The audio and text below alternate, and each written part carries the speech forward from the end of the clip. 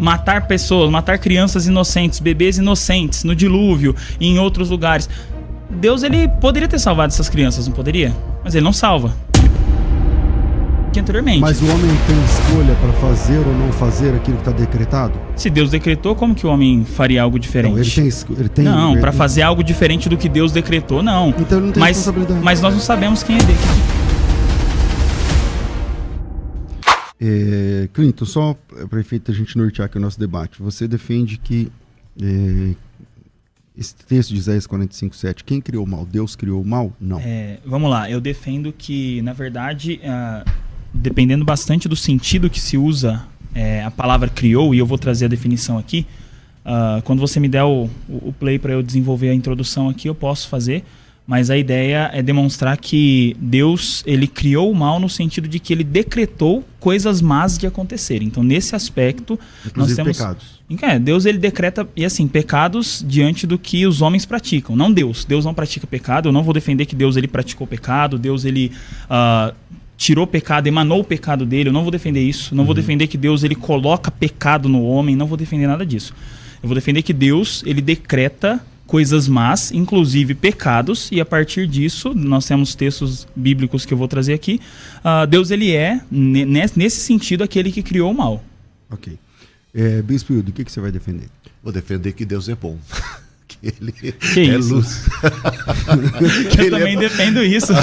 Bom, você disse que Deus decretou o mal, eu já discordo disso. Então, para mim, Deus é luz, e nele não há treva alguma. Não. Então, Deus é amor. Deus é justo, Deus é perfeito, todos os seus caminhos são juízo, Deus é fidelidade, né? Não há nele nenhuma injustiça, Deuteronômio 32, e a gente poderia citar, a Bíblia revela um Deus que tudo que criou foi bom.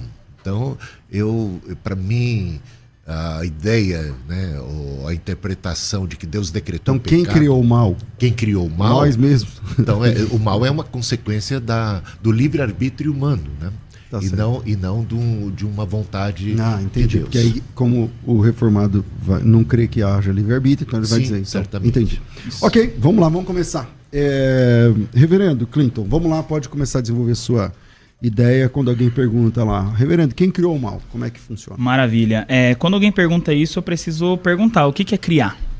Porque criar tem vários sentidos, tem vários significados, e eu trouxe alguns desses significados, onde a palavra criar, ela é exposta em dicionários, e ela pode significar como produzir, né, algo novo, fazer surgir, gerar.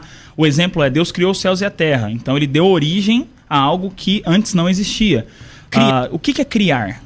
Criar é Deus simplesmente vir a este mundo e pegar a mãozinha do homem e fazer o homem cometer alguma coisa? Não, isso não é o sentido de criar. Criar aqui entra como foi colocado um dos significados do dicionário, causar. Então, o fato de Deus causar a existência do mundo desencadeia no homem existindo, desencadeia no homem tomando decisões, no homem fazendo coisas, os animais, a criação e tudo mais. Então, o fato de Deus ter decretado desde a eternidade alguma coisa não significa que ele seja aquele que pratica o que é mal. E aqui eu vou trazer o ponto de 2 Tessalonicenses 2.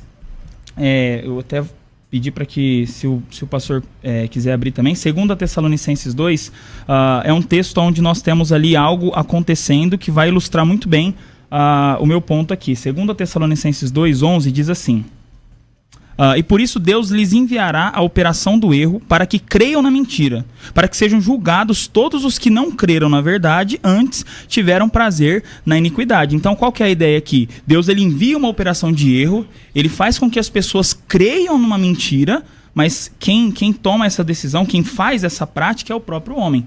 Então, o fato de crer na mentira é algo ruim, é algo mal. Nós entendemos que é algo pecaminoso. Crer na mentira, a mentira é pecaminosa.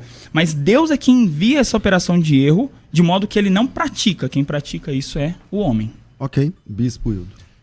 Você acaba não deixando alternativa para ser humano, para diabo, para quem quer que seja. Você coloca as pessoas como objetos nas mãos de um Deus. Eu sei, mas eu estou falando como eu interpreto e como eu acho que a maioria das pessoas... Do ponto de vista do observador. Do ponto de vista de um observador de fora, é muito difícil.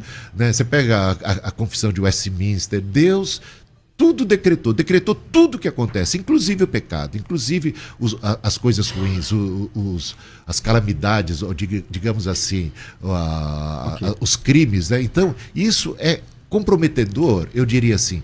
Isso não beira, no mínimo,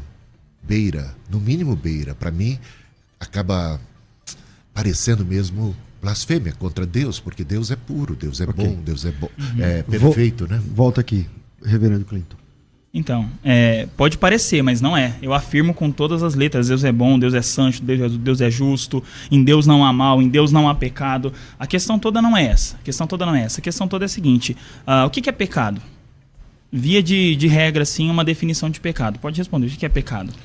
Pecado é uma transgressão da lei, certo? Transgressão da lei de Deus. Ou do que é correto, do que é certo. Mas imaginando que Deus é aquele que define o que é correto. Então, o que desobedece, o que vai contra o que Deus diz, é pecado. Você transgride uma lei que Deus estabeleceu. Isso é pecado. Certo? Sim, mas eu acho que existem coisas que a gente pode, mesmo que Deus não tenha dito, existem coisas que são certas e coisas que são erradas. São naturais, sim, eu entendo. Mas assim, partindo do princípio de pecado. Pecado é a transgressão da lei de Deus, certo? Você diz, né? Deus ele não criou o mal moral. É claro, Deus não é posto sobre Deus nenhuma lei de modo que ele, desobedecendo essa lei, ele cometa pecado. Talvez o pastor vai dizer assim, mas tem aquela parte que vai dizer que Deus não vai contra a sua própria natureza. Sim, essa é uma lei que há em Deus, ele não vai contra a própria natureza. Mas, por exemplo, ninguém diz assim que Deus não pode, por exemplo, matar um bebê. Um exemplo. Nenhuma lei diz para Deus. De modo que quando ele faz isso, e ele faz, nós temos o evento do dilúvio, Gênesis 6 a 9 ali, e nós temos Deus salvando rato, Deus salvando animais que para nós não tem relevância nenhuma, e muitas pessoas morrendo. E na Arca de Noé não tinha um berçário. Um bebê não foi salvo. Foi salva a família de Noé, mas bebês morreram no dilúvio, concorda? Bebês morreram no dilúvio. Sim. Então, nesse sentido, não há nada que é posto sobre Deus dizendo Deus não pode matar. Deus não pode tirar a vida, por exemplo, de milhares de pessoas, inclusive crianças, inclusive bebês. E aqui, nesse exemplo do dilúvio, entra um ponto importante. Eu entendo que Deus ele executa juízo como resposta ao pecado do homem. Mas nesse caso em específico de Gênesis, da Arca de Noé, do dilúvio, qual foi o pecado cometido pelos bebês, pelas crianças? É claro que diante de Deus não há ninguém que seja indesculpável, mas ainda assim, Deus estava punindo a nação pecadora, Deus estava punindo aqueles que estavam ali se opondo à mensagem de Noé, aqueles que estavam vivendo uma vida devassa. Deus ele se opõe a tudo isso e ele manda o dilúvio como juízo. E quem que paga junto com desse juízo? Os bebês, as crianças. E aí? E nesse caso, Deus ele fez algo mal por causa disso? Para nós, humanamente falando, se qualquer um de nós aqui vê alguém matando um bebê ou uma criança, é algo terrível, é maldoso, é cruel. Mas e para Deus? Para Deus nós aplicamos a mesma régua? Nós não aplicamos a mesma régua para Deus. Sim, veja só. Eu acho um pouco, para não dizer bastante, perigosa a sua afirmação. Quando Deus ele sofreu essa acusação que você acabou de fazer. Sabe? Ele sofreu isso. E a gente encontra isso em Jeremias capítulo 19. E no versículo 5 ele responde. Quando ele é acusado de pedir a morte ou sacrifício de crianças, de bebês, ele responde assim: coisa que não ordenei, como você disse que Deus decretou tudo, ordenou tudo, coisa Sim. que eu não ordenei. Então Deus se defende dessa acusação calvinista. Coisa que eu não ordenei, da qual nunca falei, nem jamais me veio à mente. Como é que você lida com isso?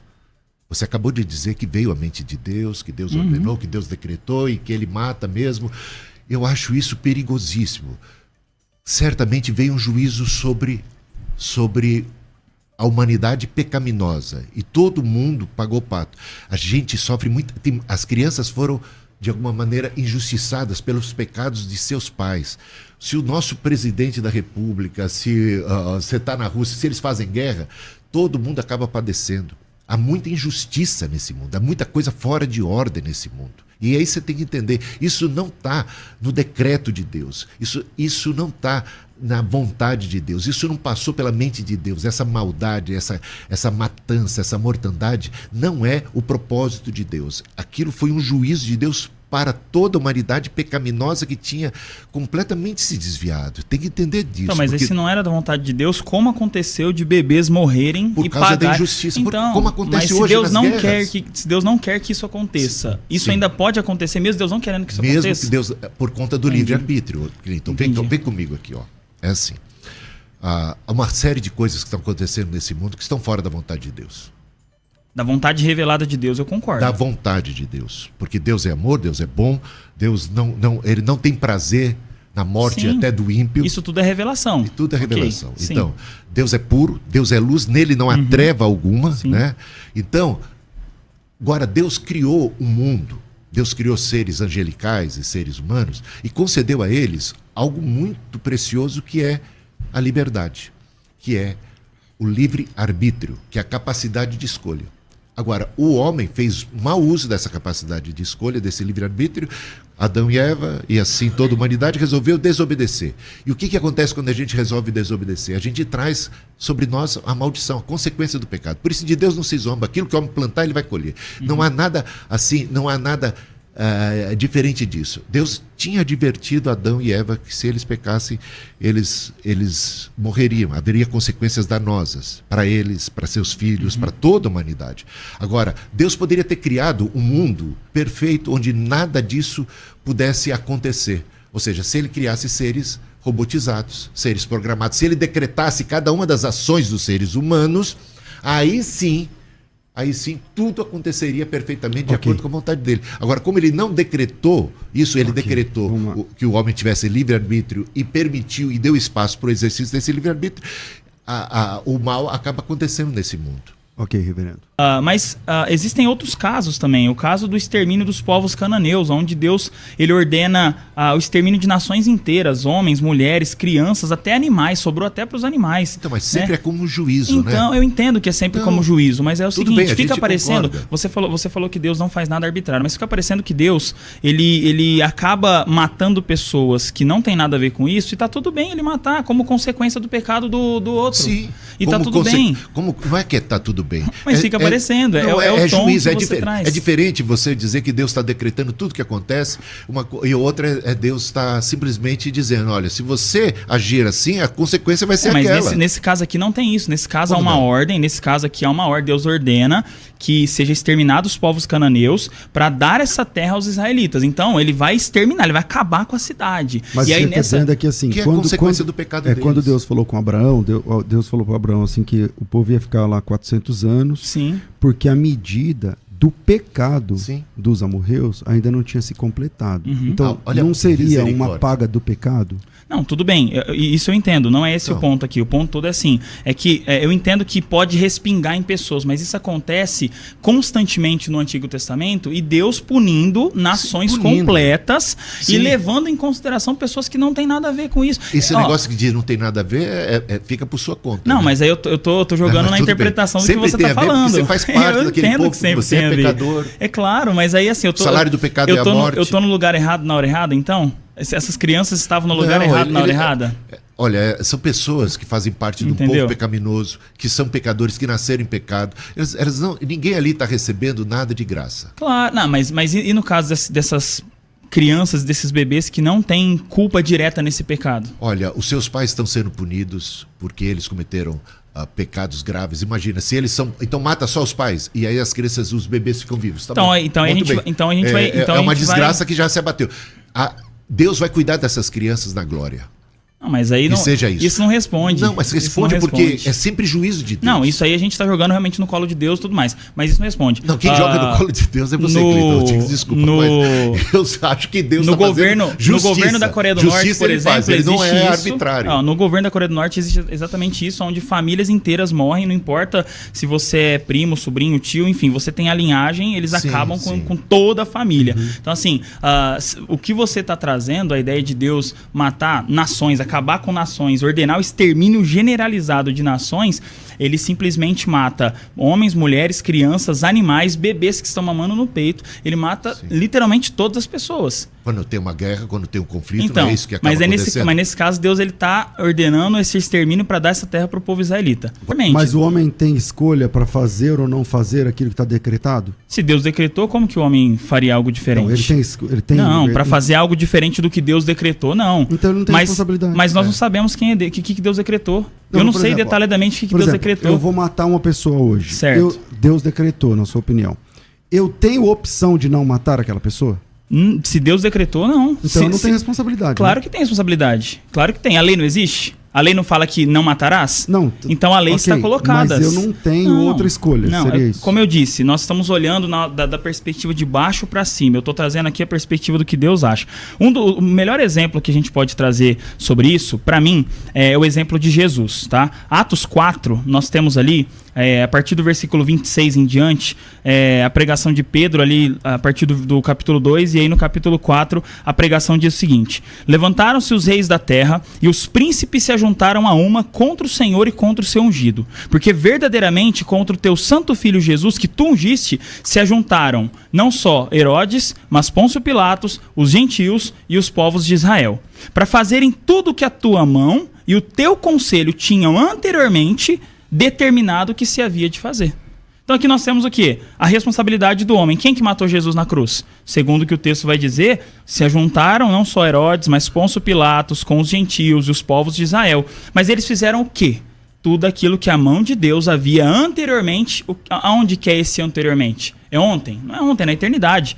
Onde Deus anteriormente havia determinado. E aí, só para fechar aqui o meu raciocínio, isso é tão verdade que lá em Isaías 53, versículo 10, diz assim: todavia ao Senhor agradou moê-lo, fazendo enfermar. Quando a sua alma se puser por expiação do pecado, verá a sua posteridade, prolongará os seus dias, e o bom prazer do Senhor prosperará na sua mão. Então tudo que Deus faz é com propósito. A morte de Jesus foi com propósito. O pecado de Adão que aconteceu, tudo tem propósito. Deus ele enxerga diferente como nós estamos enxergando. Eu falar assim, então aquilo que é ruim está acontecendo, o homem não tem responsabilidade simplesmente porque Deus decretou. Não, eu estou enxergando daqui para lá. Eu não sei tudo que Deus decretou, eu não sei detalhes do que Deus decretou. O que eu sei é que Deus estabelece uma lei, Deus coloca uma lei. Na morte de Jesus, os homens mataram. Eles são responsáveis. Herodes, Pôncio Pilatos, gentios, judeus, todos eles são responsáveis. Mas eles fizeram tudo que a mão de Deus tinha determinado. E lembrando que a morte de Jesus, só para eu concluir, lembrando que a morte de Jesus, humanamente falando, Jesus ele não merecia essa morte. Humanamente falando, porque ele não cometeu pecado nenhum. Então, diante das leis humanas, normais, nós jamais colocaríamos Jesus por conta de pecado. Mas ainda assim, ele foi morto numa cruz, e uma morte que revela ali uma morte maldita, pecaminosa, por conta dos nossos pecados, mas ele morre humanamente falando ali, e homens então, é quem fazem isso. A sua interpretação é de que Deus, então, teria movido cada ato, cada atitude, cada prego que foi dado, cada ato de soldado, qualquer outra coisa, certo? Não, Deus não está ali puxando umas cordinhas, os homens é quem fizeram isso. É isso que eu falei. Então, bom... É porque explica do começo como causa, Deus como a causa, entendeu? Uma coisa que Deus já tinha proposto é que salvaria a humanidade através da cruz de Cristo.